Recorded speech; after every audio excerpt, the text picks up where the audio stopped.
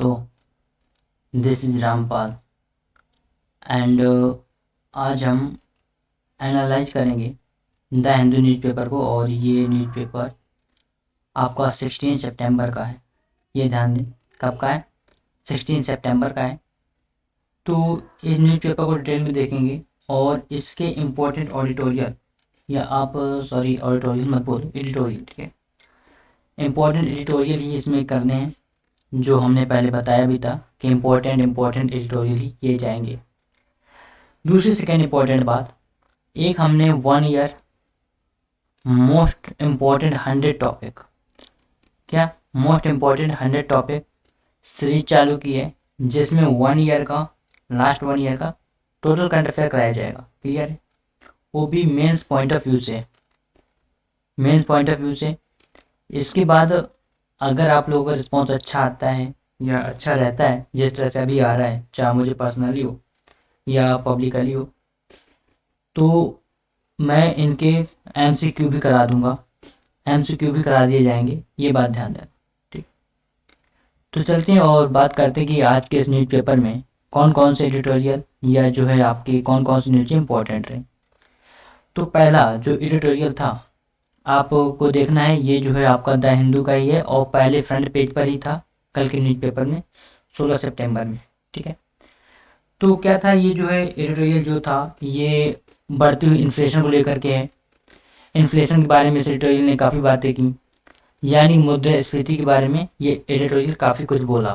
ठीक, और जो है मुद्रास्फीति के साथ ले करके इन्होंने मुद्रास्फीति मापन की जो विधियां हैं, चाहे वो आपका WPI हो, चाहे वो आपका CPI हो, चाहे वो आपका अवधि के आधार पर मुद्रास्फीति का मापन हो, तो उस पर इस एडिटोरियल ने अच्छी बातें की हैं। तो पहला उसका कहना था कि मूल दबाव के एक प्रमुख घटक को संबोधित करने के लिए ईंधन करों में कटौती एक निश्चित शॉर्ट है। Clear? Cutting fuel taxes in a sure short way to address a major component of price pressures. तो जो है ये जो मुद्दा रहा है, ये किस संदर्भ में है? GST on fuels and inflation in the economy. ठीक है, अर्थव्यवस्था में ईंधन और मुद्रास्फीति पर GST। क्लियर है ना? GST को लेकर के ये एडिटोरियल कल था। Inflation in the economy, latest CPI data मैंने भी बताया, जैसे कि कंज्यूमर प्राइस इंडेक्स। CPI का मतलब क्या होता है? Consumer price index. क्लियर है? उसके जो नवीनतम डेटा हैं, जो आपका अगस्त के कंपेरिजन में या जुलाई कंपेरिजन में जो डेटा रहे उन्होंने दिए हैं। और डेटा को इतना सीरियस नहीं लेना है, क्योंकि हर मंथ जो है ये डेटा आते हैं, तो हर मंथ अपडेट नहीं करना है। लेकिन हाँ, इसमें क्वेश्चन ये भी नहीं आने वाला कि आप सोचेंगे क्वेश्चन ये पूछेगा कि हाल ही में जो है आर्थिक सलाहकार कमेटी या जो है औद्योगिक नीति या संवर्धन विभाग के द्वारा जारी की गई रिपोर्ट में जो टैक्सेस को लेकर के बातें हुई हैं उन्हें डिफाइन करिए। ऐसा वो कहीं कुछ नहीं पूछने वाला। क्वेश्चन पूछेगा क्या, ये ध्यान दो। यहाँ से जो एक अनुमानित क्वेश्चन निकल के आ रहा है मेंस के पॉइंट ऑफ व्यू से, वो ये है कि वो आपसे मुद्रास्फीति के बारे में पूछ सकता है, मुद्रास्फीति के बारे में पूछ सकता है कि मुद्रास्फीति है क्या। दूसरी बात, कारक को लेकर के वो बातें कर सकता है कि कारक बताओ कौन कौन से ऐसे कारक हैं जो आज के टाइम पे मुद्रास्फीति को बढ़ावा दे रहे हैं। ठीक, वो ऐसे टूल्स के बारे में बातें कर सकता है आपसे कि जिनसे मुद्रास्फीति को कंट्रोल किया जाता हो। ऐसे टूल्स उसके पूछ सकता है। उसके फीचर्स के बारे में बात कर सकता है। तो ये क्वेश्चंस यहाँ से निकल के आ सकते हैं और आप तब इस क्वेश्चन को तभी एक अच्छे आंसर वे में लिख सकते हैं जब आपको ये सारी बातें क्लियर होंगी कि जो है आपका औद्योगिक नीति एवं संवर्धन विभाग क्या होता है। ठीक है, आर्थिक सलाहकार समिति क्या है, आर्थिक सलाहकार समिति का जो है काम क्या है। ठीक है, औद्योगिक नीति एवं संवर्धन विभाग का काम क्या है, WPI क्या होता है, CPI क्या होता है, मुद्रास्फीति के मानक कौन कौन से तय किए गए हैं, मुद्रास्फीति होती क्या है। तो ये सारी टर्मिनोलॉजी आपको क्लियर होनी चाहिए, क्योंकि अगर सपोज करो हम WPI को लेकर के बातें करें कि जो जो WPI है, यानी कि होल प्राइस इंडेक्स, क्या होल प्राइस इंडेक्स, अगर इसकी बातें करें इसके आधार वर्ष जो है 6 बार चेंज हो चुके हैं। अगर बेस ईयर की बातें करें तो कितनी टाइम्स, 6 टाइम्स चेंज हो चुके हैं। और जो बेस वर्ष अभी 2011-12 निकल के आया था, ये 7वीं बार था। कौन सी बार था? 7वीं बार था। देखो, अगर कहीं पर भी गवर्नमेंट, चाहे वो जीडीपी की बेस ईयर की बातें हों, चाहे वो आपके डब्ल्यूपीआई की बेस ईयर की बातें हों, चाहे वो आपके सीपीआई की बेस ईयर की बातें हों, किसी का भी अगर वो बेस ईयर चेंज कर रही है तो इसका मतलब है कि गवर्नमेंट केवल अपनी नाकामी छुपा रही है और बाकी कुछ नहीं। क्योंकि अभी फिर सुनने में आया था कि फिर से बेस ईयर चेंज करने जा रही गवर्नमेंट। बात समझ में आ रही है? आई होप क्लियर होगा। तो वहां पे आपको समालोचनात्मक विश्लेषण करने को क्वेश्चन बोल सकता है कि समालोचनात्मक विश्लेषण कीजिए। तो आप आलोचना के पॉइंट कहां से ढूंढोगे? आप अगर आलोचना में, एक बात ध्यान दो, अगर निगेटिव लिखना चालू कर देते हो तो ऐसा निगेटिव लिखना कि वहां पर पॉजिटिविटी का एक बूंद भी नहीं होना चाहिए। ये बात ध्यान दो मेरी, कि इतना निगेटिव लिखना है फिर कि पॉजिटिविटी का एक बूंद भी नहीं होना चाहिए। अदरवाइज आपका आंसर वहीं से लूज होना चालू हो जाएगा। आपके आंसर में वो पावर नहीं रह जाएगी जो आपको एग्जामिनर से नंबर गेन करा सके। आई होप क्लियर होगा। तो डब्ल्यूपीआई क्या है? होल प्राइस इंडेक्स पे हम बातें कर रहे थे। तो जो डब्ल्यूपीआई का, मैंने जैसे बोला कि जो है बेस ईयर 6 बार चेंज हो चुका है। आप इसे डब्ल्यूपीआई हो या सीपीआई हो, आप इन दोनों को एक बास्केट मान लो, क्या मान लो, टोकरी मान लो। बास्केट मान के क्या करो, इनमें कुछ सामान रखा गया है। क्या रखा गया है? कुछ सामान रखा गया है, इन्हें ऐसे याद करो। और उन सामानों का प्राइस क्या किया गया? निर्धारित किया गया है कि जो है आपके जो प्राइस हैं इन सामानों के, आपको इतने इतने में लाई करेंगे। बात समझ में आ रही है? और ये जो है, जो डब्ल्यूपीआई या सीपीआई की रिपोर्ट है, पहले 1 वीक में आती थी, लेकिन अब 2009 से 1 महीने में आती है। ठीक है। अगर हम डब्ल्यूपीआई की अभी संशोधित जो रिपोर्ट है, ये जो संशोधित बास्केट रेडी की गई है, उसमें क्या किया गया? उसमें कुछ वस्तुएं बढ़ाई गई हैं और उन वस्तुओं को 6 से 76 से करके आपका 697 कर दिया गया है। अगर देखा जाए तो पहले कितनी थी हमारे इस बास्केट के अंदर वस्तुएं? 676 थी। अब कितनी है? 697। क्लियर है? आई होप क्लियर होगा। इसकी बेसिस पे क्या होता है? मुद्रास्फीति मेजर की जाती है। सीपीआई की बेसिस पर भी क्या होता है? मुद्रास्फीति मेजर की जाती है। मुद्रास्फीति होती क्या है? अगर सीधी सी बात, अगर एक बात तो पहले क्लियर हो, डेफिनेशन कि इन्फ्लेशन होता क्या है, क्योंकि सारी बातें क्लियर हो जाएं और बाद में पता चले इन्फ्लेशन ही पता नहीं है ना? तो अगर मुद्रास्फीति को देखा जाए तो केवल जो है अर्थव्यवस्थाओं में समस्त वस्तुओं और सेवाओं में जो औसत मूल्य स्तर है उनमें वृद्धि को ही मुद्रास्फीति कहा जाता है। देखो, मैं इसे रेज कर रहा हूं, स्क्रीनशॉट लेते चले। देखो, समझना, एक रोड मैप आई हो, क्लियर होगा कि हमें किन किन बातों पे, किन किन मुद्दों पे बातें करनी है इस टॉपिक को लेकर के। तो पहले हम अगर मुद्रास्फीति पे बातें करें तो मुद्रास्फीति क्या बोलती है? मुद्रास्फीति कहती है कि जो है अर्थव्यवस्था में जितनी भी हमारी वस्तुएं हैं, यानी कि अर्थव्यवस्था में समस्त वस्तुएं, जितनी भी वस्तुएं हैं, समस्त वस्तुओं और सेवाएं हैं जो, ठीक है। देखो क्या क्या बातें की, अर्थव्यवस्था में समस्त वस्तुएं और सेवाओं की जो औसत मूल्य है, क्या औसत मूल्य, इनमें वृद्धि को मुद्रास्फीति कहा जाता है। फिर समझना, मैं फिर से रिपीट कर रहा हूं, अर्थव्यवस्था में समस्त वस्तुओं और सेवाओं के औसत मूल्य में वृद्धि को ही क्या कहा जाता है? मुद्रास्फीति कहा जाता है। यानी कि जैसे सपोज कर लो, हमारे पास आज पैसा है, हम क्या करेंगे? सामान खरीदने की कोशिश करेंगे। क्या करेंगे? सामान खरीदने की कोशिश करेंगे, ठीक है। अगर मान लो जितनी हमारी डिमांड है उतना ही सप्लाई आ जाए तो हमें प्रॉब्लम नहीं होगी। अगर सपोज करो डिमांड बढ़ गई और सप्लाई कम हो गई तो उस ऑब्जेक्ट के क्या होंगे, जो प्राइस है वो क्या हो जाएंगे, हाइक कर जाएंगे, यानी कि बढ़ जाएंगे। और इसी स्थिति को बोला जाता है मुद्रास्फीति, कि अगर कहीं पर डिमांड बढ़ जाती है और सप्लाई कम होती है तो ही मुद्रास्फीति आ जाता है। तो अगर आप कारणों के आधार पर बताना चाहें तो सीधे बोल सकते हैं कारणों के आधार पर कि एक मांग प्रेरित मुद्रास्फीति होती है। कैसी? मांग प्रेरित। और अगर दूसरी की बात करें तो आप दूसरे को बोल सकते हो जो लागत जन है। ठीक, लागत जन मुद्रास्फीति की बात होती है। तो सिंपल सी बात है, मांग प्रेरित को अगर इंग्लिश में मैं बोलूँ तो डिमांड पुल बोलेंगे। क्या बोलेंगे? डिमांड पुल। इंग्लिश वाले यहाँ पे ध्यान दें।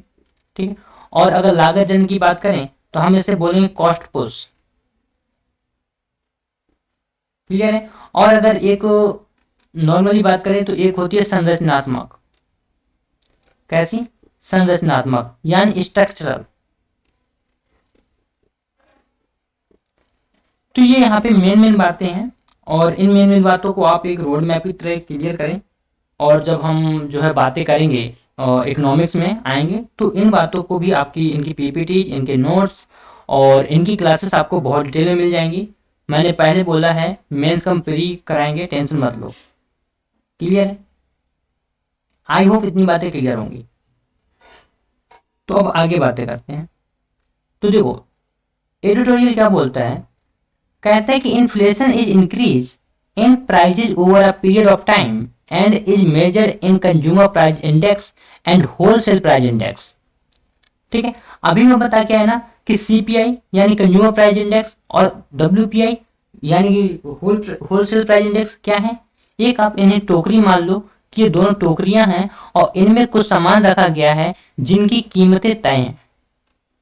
जो सामान रखा गया है उनकी कीमतें क्या हैं, तय हैं। अगर उन कीमतों में बढ़त दिखाई देती है या इंक्रीजमेंट दिखाई देता है तो हम बोलेंगे कि अगर सीपीआई के जो वस्तुएं हैं उनमें बढ़त दिखाई देती है तो हम बोलेंगे कि जो है कंज्यूमर प्राइस इंडेक्स के थ्रू मुद्रास्फीति का इस बार मेजरमेंट हुआ है। और अगर डब्ल्यूपीआई के थ्रू होता है तो हम बोलेंगे डब्ल्यूपीआई के थ्रू हुआ है। तो मुद्रास्फीति समय की अवधि में कीमतों में वृद्धि है और इसे उपभोक्ता मूल्य सूचकांक और थोक मूल्य सूचकांक में मापा जाता है। ये बात ध्यान दें। आई होप बातें क्लियर हो रही होंगी। तो अगर ऐसा यहाँ से क्वेश्चन आएगा तो आपको सीधी सी बात है कि आपको ये बातें पता होनी चाहिए कि आप जो है अवधि के अनुसार कैसे मेजर करते हो, ये सारी बातें। ठीक है, हाँ मैं एक बात और अपडेट करा चुका हूँ, डब्ल्यूपीआई का 6 बार जो है आपका बेस ईयर में अपडेशन आ चुका है। 7वीं बार 2011 बार आया। ठीक है, क्लियर है। लेकिन सीपीआई का जो आपका लास्ट वाला था वो था 1958-59 जो है, और जो इम्प्रूव होकर के आया था वो आया था 2001। और जब से सीपीआई का बेस ईयर 2001 ही है, सीपीआई का बेस ईयर अभी तक चेंज नहीं किया गया है। अब देखो अगली बात कह रहा था एडिटोरियल कि गिरावट की प्रवृत्ति, अर्थव्यवस्था में कीमतों का दबाव कम होना शुरू हो गया है। ठीक है, सीपीआई के अगस्त के आंकड़ों से पता चलता है कि मुद्रास्फीति जुलाई के 5.59% के बाद लगातार दूसरे महीने धीमी होकर 5.3% की गति पर रही है। अगर सीपीआई के आंकड़ों के मुताबिक बातें करें तो जो हमारा इन्फ्लेशन का रेट रहा है जुलाई और अगस्त की कंपैरिजन में, तो जुलाई में कितना था 5.59% था, जबकि अगस्त में कितना हो गया था 5.3%। तो यहाँ पे एक गिरावट की प्रवृत्ति देखने को मिलती है सीपीआई की डेटा के अकॉर्डिंग। फिर आगे बात करें तो कह रहे हैं however it would be premature to drop the guard on price gains. तो अगर आधार प्रभाव की बातें करें तो साल भर का जो अगर देखा जाए, साल भर पहले मुद्रास्फीति की रीडिंग को बढ़ाया गया था जिससे अनुकूल आधार प्रभाव मिला। ठीक है, महीने दर महीने अभी भी उच्च है। सीपीआई ने जुलाई से 0.25% की वृद्धि की है। मुद्रास्फीति में नरमी का अनुमान लगाया है। अगर खाद्य मुद्रास्फीति की बात करें तो पिछले महीने की तुलना में कम से कम 3 आवश्यक खाद्य घटकों की मुद्रास्फीति में तेजी आई है, जिसमें अगर देखा जाए तो आपके मछली जो मांस प्रोडक्ट है, मीट प्रोडक्ट है, उनमें आपको इन्फ्लेशन देखने को मिलेगा। जो आपका डेयरी प्रोडक्ट है, चाहे वो आपका, आप देख सकते हो डेयरी प्रोडक्ट में बहुत सारी चीज़ें आती हैं, आपका पनीर से लेकर हर एक चीज़ आता है, मिल्क से लेकर। और ऑयल की बात करें तो आप देख ही रहे हैं कि लास्ट के कम से कम 2 मंथ से आप देख रहे हैं ऑयल में कितना इंक्रीजमेंट देखने को मिला है। क्लियर है। तो यहाँ पर जो बातें हैं इनमें जो है आपके जो 3 to 4 खाद्य प्रोडक्ट हैं, फूड है, उनमें क्या हुआ है, अचानक इन्फ्लेशन देखने को मिला है। ठीक है। अगर खाद्य तेल में महीने से उबाल आ रहा है, जुलाई में 32.5% के बाद अगस्त में 33% की वृद्धि हुई है, यानी कि 0.5% की वृद्धि एक मंथ में हो गई है, अगर तेल के केसेस में देखें, ऑयल के केसेस में देखा जाए तो। ठीक, यहाँ पर यही बातें मेंशन की गई हैं कि जो है अब आयात शुल्क में कटौती के पहले दौर का उनकी कीमतों को ठंडा करने में बहुत कम प्रभाव पड़ा है, जिससे केंद्र को इस महीने शुल्क कटौती की एक और किस्त की घोषणा करने के लिए मजबूर होना पड़ा। क्लियर है। तो अभी जो केंद्र सरकार ने एक किस्त आयात के लिए जारी की थी लास्ट फिलहाल में, अगर आप लोगों ने पढ़ा होगा, ये खबर काफी चर्चा में रही है। अगर दो अन्य महत्वपूर्ण बातें करें तो जो है जो प्रोटीन है, प्रोटीन जो स्रोत है, अंडा और दालों में भी मुद्रास्फीति चिंता का विषय बनी हुई है कि अंडे की प्राइस अचानक से हाइक हुए और आपके जो है दालों की भी प्राइस अचानक हाइक देखने को मिलते हैं। तो ये यहाँ पे एक डेटा दिया गया है, कोई इंपॉर्टेंट डेटा नहीं है आर्टिकल में जो है कि आपका रटना ही पड़े, याद ही करना पड़े, क्योंकि डेटा चेंज होते रहते हैं। मैं पहले क्लियर कर चुका हूँ क्वेश्चन किस तरह से आया करता है और क्वेश्चन किस तरह से आएगा। ठीक है, तो आपको उन बातों को ध्यान में रख के ही आर्टिकल को पढ़ना है। अगर सब्जियों की कीमतों में लगातार व्यापक और अस्फीति पिछले महीने समग्र खाद्य और पेय पदार्थ मुद्रास्फीति में कमी के लिए मुख्य सकारात्मक योगदान करता थी। ठीक है, ईंधन और प्रकाश की बातें करें, कपड़े और जूते, स्वास्थ्य के साथ साथ घरेलू सामान और सेवाओं में मुद्रास्फीति पिछले महीने बढ़ी है। ठीक, तो इनमें भी इन्फ्लेशन देखने को मिला है, ये जो ऑब्जेक्ट है। ठीक, अगर वहीं भी परिवहन और संचार की बातें करें तो पेट्रोल और डीजल में देखा जाए तो जुलाई में 10.5% की गति से 30 आधार अंक कम होने के बाद भी 10.2% दोहरे अंक पर बनी रही। 30 बेसिस पॉइंट कम हुई थी लास्ट टाइम, लेकिन तब भी वो दोहरे अंक पे बनी ही रही। लेकिन जो है इसमें मुद्रास्फीति अभी जो है कम होती दिखती नहीं है, और ना भी लगता है कि जो अभी सिनेरियो बना हुआ है पेट्रोल और डीजल में कमी आएगी, ऐसा भी नहीं लगता। ठीक है, तो इसके इम्पैक्ट पूछ सकता है कि जो है आपसे पूछ लेगा कि बताइए कि अचानक से परिवहन और संचार में पेट्रोल और डीजल को लेकर के जो प्राइस हाइक देखने को मिले, उनके क्या क्या रीजन हैं। तो आप उनमें बता सकते हैं कि एक आपका जो है आयात का रीजन बहुत इंपॉर्टेंट है कि हम लोग बाहर से बहुत आयात करते हैं, उसको लेकर के हमारे यहाँ बहुत प्रॉब्लम आती है। दूसरी बात बता सकते हैं कि हमारे यहाँ ईंधन या ऊर्जा के स्रोत बहुत कम है, इस वजह से यहाँ पे आप इन्फ्लेशन देखने को मिला, और भी बहुत सारी चीज़ें मेंशन कर सकते हैं। ठीक है, WPI डेटा उच्च परिवहन लागत दिखाता है। इनपुट मूल्य दबावों के साथ साथ विनिर्मित उत्पादों में तेजी से मुद्रास्फीति को बढ़ावा देता है। इस खंड की गति 11.4% तक भेज रहा है, जो लगातार चौथे महीने दोहरे अंकों में मूल लाभ है। क्लियर है। अब यहाँ पे भी ये कोई बहुत इंपॉर्टेंट पैरा नहीं रहा। ठीक, अब अगर रिस्क की बातें करें कि risk of high production cost, high production cost में रिस्क क्या है, तो खपत पर प्रभाव देखने को मिला है, आर्थिक गतिविधियों पर प्रभाव देखने को मिलता है। ठीक है, तो खपत पर प्रभाव क्या है, मुद्रास्फीति का उपभोक्ताओं और व्यवसायों की कीमतों में रुझान की अपेक्षाओं पर कहीं अधिक बड़ा प्रभाव पड़ता है। आर्थिक गति में वही बातें करें तो आर्थिक गतिविधियों में, इकोनॉमिकल एक्टिविटीज में भविष्य में उच्च मुद्रास्फीति दर से भावना कमजोर होती है और इस प्रकार आर्थिक गतिविधि मंद हो जाती है, यानी मंद हो जाती है। ध्यान देना कैसे, जैसे अगर सपोज करूं लोगों के पास पैसा होगा तो ही लोग क्या करेंगे, सामान खरीदेंगे। क्लियर है। देखना, मैं से खाली स्लाइड पर चलते हैं, अभी फिर लौट के आएंगे इसमें। हाँ, अब देखना, मैंने अभी क्या बोला कि अगर लोगों के पास पैसा है तो लोग क्या करेंगे, सामान खरीदेंगे। क्या करेंगे, सामान खरीदेंगे। अगर लोगों के पास पैसा पहुंचा, लोगों के पास पैसा पहुंचेगा, लोगों के पास मान लो पैसा है, तो लोग क्या करेंगे, सामान खरीदेंगे। सामान खरीदेंगे तो क्या होगा, मार्केट में पैसा आएगा। क्लियर है। जब मार्केट में पैसा आता है तो क्या होगा, इन्फ्लेशन बढ़ जाएगा, इन्फ्लेशन इंक्रीज कर जाएगा, यानी मुद्रास्फीति बढ़ जाएगी। अगर सपोज को लोगों के पास पैसा ही नहीं है तो भाई सामान भी नहीं खरीदेंगे। जब सामान ही नहीं खरीदेंगे तो मार्केट में क्या होगा, वो माल अब तो भाई जो डिमांड है वो भी कम हो गई, लेकिन सप्लाई सपोज करो जो पहले थी उतनी ही बनी रही, तो इसका मीनिंग है सप्लाई ज्यादा हो गई। तो जब मार्केट में लोगों के पास पैसा कम होता है तो क्या होता है, मुद्रास्फीति डाउन जाती है, यानी कि इन्फ्लेशन गिरता है। ये बात ध्यान दें, लोगों के पास पैसा पहुंचना बहुत इंपॉर्टेंट है। इस वजह से जो आज के दौर में अगर देखा जाए तो आज के दौर में हमें ध्यान देने की जरूरत है तो है केवल एम्प्लॉयमेंट, कि जो लोगों के पास पैसा पहुंचे और जो है हमारी जीडीपी में सुधार आए। क्लियर है? तो अगर आगे की राह की बातें करें, वे फॉरवर्ड क्या है, तो cutting fuel taxes is a sure short way to address a major component of price pressures, and it is time the government bites the bullet and acts to provide a more abiding solution। तो कीमतों के दबाव के लिए एक प्रमुख घटक को संबोधित करने के लिए ईंधन करों में कटौती एक निश्चित शॉट है, ठीक है। और ये जो है आज के टाइम पे सरकार को एक गोली की तरह है जो गोली की तरह काटती है, और इसके समाधान प्रदान करने चाहिए और स्थायी समाधान निकालने चाहिए, ठीक है। तो अगर अब हम बातें करें तो जो इस संदर्भ में जो लेख है वो भारतीय सशस्त्र बलों में व्यावसायिक सैन्य शिक्षा की फिर से जांच करने की आवश्यकता पर बल देता है। सेकेंड एडिटोरियल है, ध्यान दो। ये कहाँ पर था, ये आपका पेज नंबर 6 में मिल जाएगा। अगर आप द हिंदू पढ़ते हो तो ये द हिंदू के पेज नंबर 6 पर था, ठीक।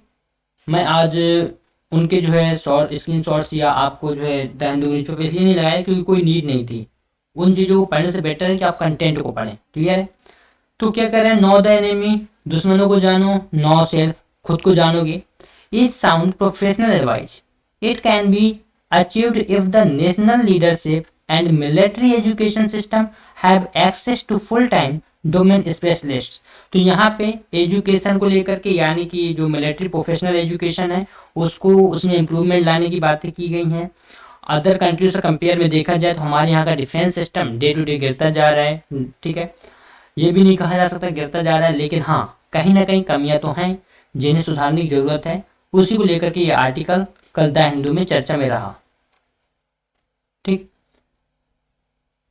तो अब अगर हम बातें करें तो strategy should be a structure process, तो एक स्ट्रेटजी बनानी चाहिए। और यहाँ पे मैं पहली बात बता दूं, पहली बात ये कि अगर कोई ऐसा आर्टिकल आज नहीं कभी भी चर्चा में आता है तो सिंपल सी बात ये है कि आपके जो सवाल निकल के आते हैं, जो आपके क्वेश्चन निकल के आते हैं, जो आपके एस्टिमेटेड क्वेश्चन रहते हैं, वो क्या रहता है, आपके आंतरिक सुरक्षा को लेकर के सवाल बहुत खड़े होते हैं। क्लियर है कि आंतरिक सुरक्षा से प्रश्न पूछे जाते हैं। फिर आंतरिक सुरक्षा में हमारा देश किन किन पहलुओं पर लड़ रहा है उनसे प्रश्न पूछे जाते हैं। हमारा डिफेंस कितना आगे है या कितना पीछे है उससे प्रश्न पूछे जाते हैं। और अगर बातें की जाए तो हमारा जो डीआरडीओ है या हमारी कोई और ऑर्गेनाइजेशन जो हमारे डिफेंस के लिए काम करती है, अगर कोई वो मिसाइल या कोई भी ऐसा डिफेंस सिस्टम लॉन्च करती है तो वहां से प्रश्न आते हैं, और वो प्रश्न साइंस एंड टेक को रिलेट करके आते हैं। ये भी ध्यान दें, साइंस प्लस टेक को रिलेट करके वो प्रश्न आया करते हैं। आई होप बातें क्लियर हो रही होंगी। इम्पोर्टेंट है तो आपके ब्रेन में क्वेश्चन का टाइप क्लियर होना, कि आपके दिमाग में अगर क्वेश्चन का टाइप ही क्लियर नहीं है, फ्रेम ही नहीं है क्वेश्चन, तो दिक्कत हो जाएगी आंसर लिखने में। आप कितना भी पढ़ लें, कहीं से भी पढ़ लें, कोई दिक्कत वाली बात नहीं है, लेकिन अगर क्वेश्चन फ्रेम नहीं कर पाते आप अपने दिमाग के अंदर तो दिक्कत वाली बात है। तो जब इंटरनल सिक्योरिटी की बातें हैं या सिक्योरिटी की बातें हैं तो आपको सबसे पहले हमारे देश के अंदर जितने भी कानून बने हैं उन कानूनों के अधिनियम जो भी हैं, जैसे कि हमने टॉप 100 से स्टार्ट किया, उसमें हम पहले अधिनियम ही करा रहे हैं। कल एक मेरा आ गया था सार्वजनिक दायित्व इंश्योरेंस एक्ट। क्लियर है? हाँ, तो सार्वजनिक दायित्व बीमा अधिनियम 1991 मैंने करा दिया है, नहीं देखा है तो जाके देख लें। ऐसे मैं टॉप 100 एक्ट कराऊंगा जो आपको मेंस में पॉइंट आउट करने में बहुत हेल्प मिलेगी और आप एक अच्छा आंसर लिख सकेंगे। आई होप बातें क्लियर हो रही होंगी। तो जो अधिनियम है, चाहे वो आपके इंटरनल सिक्योरिटी में, चाहे मणिपुर के लेकर के बातें हों, चाहे नागालैंड की जो है इस साइड की बातें हों, आपकी जितनी भी अगर मैं बोलूं तो नॉर्थ ईस्ट कंट्री है, नॉर्थ ईस्ट स्टेट है, नॉर्थ ईस्ट स्टेट, वो हमारे लिए एक हमेशा इंटरनल सिक्योरिटी का मेथड बने रहे हैं, मुद्दा बने रहे हैं इंटरनल सिक्योरिटी को लेकर के। तो ये बातें ध्यान देनी है कि नॉर्थ ईस्ट के जो हमारे 7 या 8 स्टेट हैं उन्हें बहुत अच्छे से पढ़ना है, इंटरनल सिक्योरिटी में पढ़ेंगे, लेकिन ये क्वेश्चन का फ्रेमवर्क क्लियर होना चाहिए। ठीक, तो सबसे पहले अगर जो प्रोसेस है उसे क्या बोला गया है कि आपकी जो है अगर देखा जाए तो यहाँ पे जो बातें आई वो बातें किसको लेकर के आई, मिलिट्री एजुकेशन को लेकर के बातें आई, मिलिट्री प्रोफेशनल एजुकेशन को लेकर के बातें आई कि उनमें कमियां देखने को मिल रही हैं, ऐसा इस आर्टिकल में बोला गया था। तो जानकारी इकट्ठा करना, विरोधी और आपका अपना, ये दोनों बातें इंपॉर्टेंट हैं। ज्ञान में इसका देखो, ये distillation into knowledge and finally recommending option to decision makers, group gaps in advising the national leadership. तो अगर इनमें कहीं कमियां देखने को मिल रही हैं तो वो क्या है, वो है राष्ट्रीय नेतृत्व को सलाह देने में अंतराल की कमियां, वो है तो ज्ञान में जो है आचरण की कमियां, अंत में निर्णय लेने वालों के लिए वैकल्पिक सिफारिश करना, ये सारी कमियां आपको निकल के दिखाई देंगी। क्लियर है। तो व्यवहारिक नेतृत्व जानकर लोगों से सलाह लेता है, इस प्रकार राष्ट्रीय सुरक्षा परिषद, सचिवालय और राष्ट्रीय सुरक्षा सलाहकार बोर्ड और नीति आयोग सरकार को सलाह देते हैं और प्रमुख मुद्दे पर विकल्प प्रदान करते हैं। ठीक, तो इन्होंने बोला है कि जो ये बोर्ड है, चाहे वो आपका NSCS हो, चाहे वो आपका NSAB हो, NSCS मीनिंग है नेशनल सिक्योरिटी काउंसिल सेक्रेटरिएट और NSAB है national security advisory board. Clear है। नीति आयोग क्या करते हैं, बैठ के ये सारे पैनल्स बैठ करके योजनाएं बनाते हैं, और आपको नीति आयोग के बारे में पता ही होगा। ठीक है, नीति आयोग कब आया था, 2015 में आया था, ये भी याद रख लें, यहीं से क्लियर कर लें। ठीक, और क्या करते हैं, सरकार को इन मुद्दों पर सलाह देते हैं। प्रत्येक निकाय में महत्वपूर्ण क्षेत्रों के डोमेन विशेषज्ञ होने चाहिए, और जबकि कोई NSCS और NSAB पर विचार करता है, जो सशस्त्र बलों के तीनों अंगों का प्रतिनिधित्व वरिष्ठ सलाहकार स्तर पर किया जाना चाहिए। तो ये आर्टिकल बोल रहा है कि जो है अभी हमारे यहाँ पे नेतृत्व की कमी है, डोमेन में विशेषज्ञों की कमी है, उन कमियों को क्या करने की जरूरत है, पूरा करने की जरूरत है, जो हमारे डिफेंस के लिए एक बहुत इंपॉर्टेंट मुद्दा है। ठीक, अगर हम लोग उच्च स्तरीय संस्थानों की बातें करें, अपेक्स इंस्टीट्यूशंस बॉडी की बातें करें, तो संयुक्त राज्य वायुसेना के पास नागरिक शिक्षाविदों के एक संकाय के साथ अपना वायु विश्वविद्यालय है। ठीक है, एक एयर यूनिवर्सिटी है या एयर डिफेंस यूनिवर्सिटी आप बोल सकते हो, जिन्होंने अपना जीवन केवल एक विशेष क्षेत्र का अध्ययन करने के लिए समर्पित किया है। जो विशेषज्ञता के क्षेत्र में अंतिम शब्द है, उनकी शिक्षाएं वर्दीधारी सेवा प्रशिक्षकों द्वारा वास्तविक जीवन के अनुभवों से संबंधित है। अगर फ्रांस की बातें करें तो नागरिक और सैन्य अनुभव के समान अंतर संबंध है। तो फ्रांस में देख सकते हो, फ्रांस की मिलिट्री ऑलरेडी बहुत पावरफुल है, और अमेरिका इसी वजह से सुपर पावर है क्योंकि वहाँ के लोग क्या करते हैं, वहाँ का जो डिफेंस सिस्टम है वो बहुत स्ट्रांग है, और वहाँ पे जो प्रोफेशनल एजुकेशन है डिफेंस को लेकर के, वहाँ पर एक से एक विशेषज्ञ आपको मिलेंगे उनकी डिफेंस सिस्टम के अंदर। लेकिन इंडिया के अंदर क्या होता है, भाई मेरा सिलेक्शन हुआ, मेरा बोर्ड ने मुझे ज्वाइन किया, मुझे कमीशन मिला, 3 साल में इस सेक्टर के अंदर जॉब करूंगा, मुझे प्रमोशन दो, मैं आगे बढ़ूँ। ठीक है, सब अपना अपना है, कोई जो है डिफेंस की फील्ड में विशेषज्ञता हासिल नहीं करना चाह रहा है। ये हमारे यहाँ की जो है एक कमियां है और जो है कड़ू सत्य है। इस बात को ध्यान दें कि कोई भी हो वो यही चाहता है कि आने वाले टाइम में मुझे प्रमोशन मिले और मैं आगे बढ़ूँ अपनी लाइफ में। ठीक है, तो ये हमारे यहाँ देखने को मिलता है। अगर यहीं पर यही सारी बातें जो USA या फ्रांस या जो है आपका कोई भी कंट्री हो जो डिफेंस के मामले में, जैसे रसिया है, चाहे इजराइल हो, जो ये डिफेंस के मामले में बहुत स्ट्रांग है, तो उनके पास एक विशेषज्ञता है, उनके पास स्पेशलिस्ट हैं और वो स्पेशलिस्ट इन चीज़ों पे काम करते हैं। लेकिन हमारे यहाँ पे स्पेशलिस्टों की कमी मिलती है।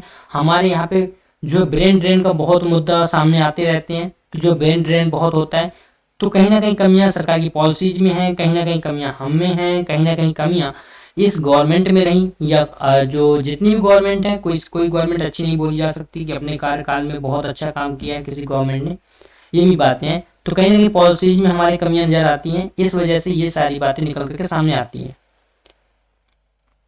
तो अगर सिचुएशन इन इंडिया की बात करें तो देखो वही बात है, कम अनुभव की समस्या है। हमारे PI में यानी कि जो प्रोफेशनल मिलिट्री एजुकेशन संस्थानों में यदि सभी नहीं तो अधिकांश प्रशिक्षक फील्ड स्टाफ नियुक्तियों से तैनात सेवा अधिकारी हैं, जो अपना 2-3 साल का कार्यकाल पूरा करते हैं और आगे बढ़ते हैं। विशेषज्ञ बनने का समय नहीं है उनके पास, उनका बस मैटर यही है, हमें क्या दो, प्रमोशन दो, हम आगे जाएंगे अपनी लाइफ में, हमें दुनिया से कोई लेना देना, देश से कोई लेना देना नहीं है।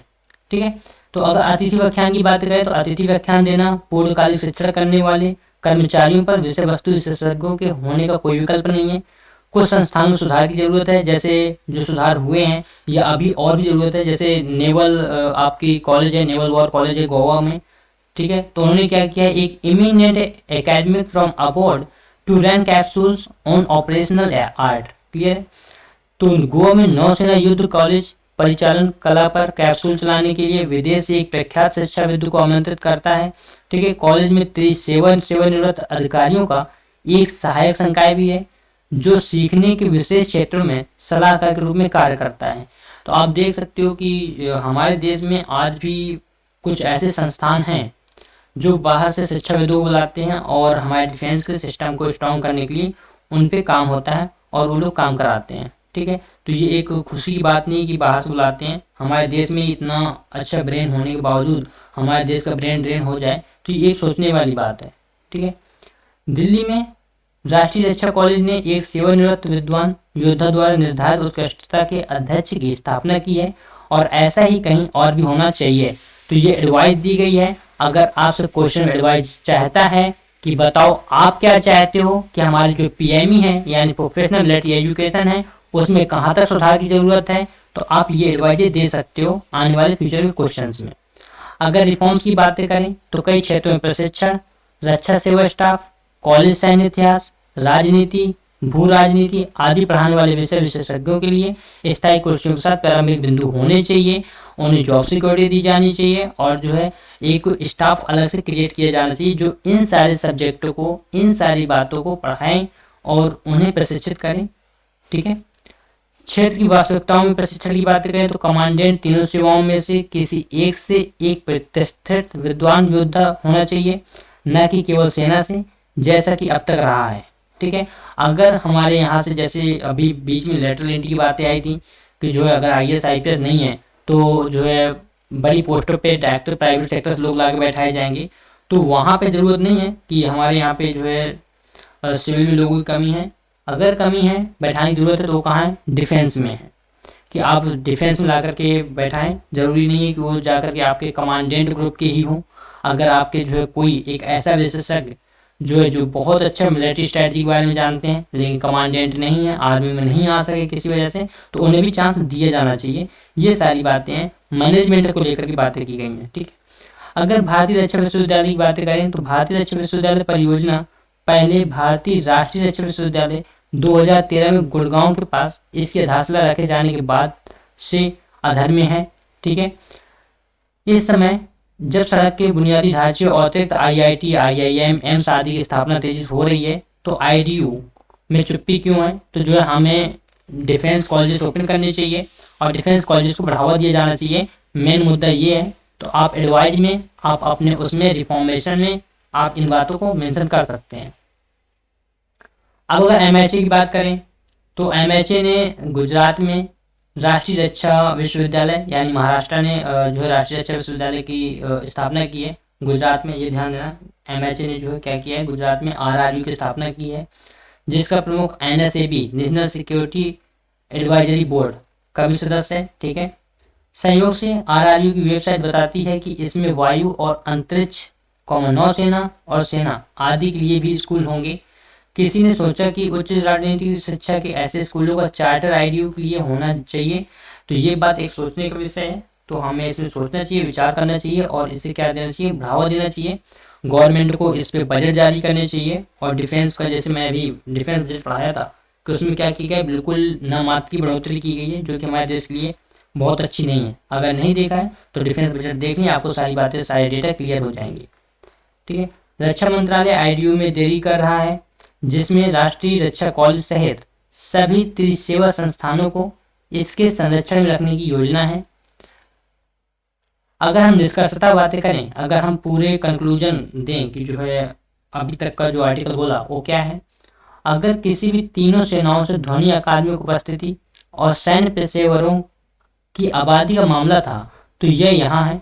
राष्ट्रीय नेतृत्व दोनों नागरिक और सैन्य क्षेत्र में प्रौद्योगिकी के सर पर दौड़ते समय है और अंतर्राष्ट्रीय संबंधों को फिर से जोड़ने के लिए दुश्मन को जानने में अत्यधिक लाभ प्राप्त करेंगे और स्वयं को भी इम्प्रूव करेंगे। तो सिंपल सी बात ये है, पूरे आर्टिकल के कहने की जो मैंने शॉर्ट में लिखी हैं वो बातें ये हैं कि हमें स्ट्रैटेजी में बहुत इम्प्रूवमेंट करने की ज़रूरत है, हमें अपने डिफेंस सिस्टम को आगे ले जाने की ज़रूरत है, हमें अपने यहाँ डिफेंस कॉलेजेस को ओपन करना चाहिए, हमें यहाँ पे डिफेंस जो है स्पेशलिस्टों को बढ़ावा देना चाहिए, चाहे वो डिफेंस से हो या ना हो। अगर उनके पास नॉलेज है, उनके पास स्ट्रैटेजी की नॉलेज है, उनके पास डिफेंस मटेरियल की नॉलेज है, तो उन्हें भी बढ़ावा दिया जाना चाहिए और उन्हें जगह दी जानी चाहिए डिफेंस सिस्टम के अंदर। मिलिट्री के अंदर हमें नए नए कॉलेजेस ओपन करने की ज़रूरत है। ये सारी बातें थी। तो ये 2 आर्टिकल बहुत इंपॉर्टेंट थे। मैंने इनसे एक्सपेक्टेड क्वेश्चन भी बताए कि क्वेश्चन कैसे आते हैं। आपसे कोई डेटा नहीं पूछने वाला, आपको डेटा नहीं याद रहता है तो मत रहे, लेकिन आपके जो उनके मेन इंपॉर्टेंट फैक्ट हैं, मोस्ट इंपॉर्टेंट पॉइंट हैं, वो आपको याद होने चाहिए। जैसे उनसे रिलेटेड आपका कोई भी कानून है या एक्ट है वो आपको याद होने चाहिए। उनसे रिलेटेड कोई इंपॉर्टेंट बात निकल के आई थी वो याद होनी चाहिए। आपको उनसे रिलेटेड अगर कोई मिनिस्ट्री है तो मिनिस्ट्री के बारे में पता होना चाहिए, उनके डायरेक्टर्स के बारे में पता होना चाहिए। अगर उनसे कोई कानून पास होता है तो उन लॉ के बारे में अपडेशन आपके पास होनी चाहिए। जब आप इतना मटेरियल लेकर मेंस में बैठोगे तो आई होप आप डेफिनेटली एक अच्छा आंसर लेकर के आओगे और आपका सिलेक्शन तय होगा। तो थैंक यू सो मच। अगर सब्सक्राइब नहीं किया तो कर लें, शेयर करना ना भूलें। जितनी जल्दी आप ये फैमिली 5000 प्लस की होगी, मैं प्रॉमिस करता हूँ यहाँ पे एक आपके सामने बहुत प्रशिक्षित टीम खड़ी होगी, जिनमें से कई टीचर्स जो as a selected IAS and IPS हैं वो आपके सामने होंगे। तो ये मेरा प्रॉमिस है, ये ध्यान दें। तो आपको शेयर करना है, लाइक करना है, और अगर कंटेंट पसंद आता है तो शेयर करना ना भूलें। Thank you so much. मिलते हैं नेक्स्ट वीडियो में। Thanks for watching.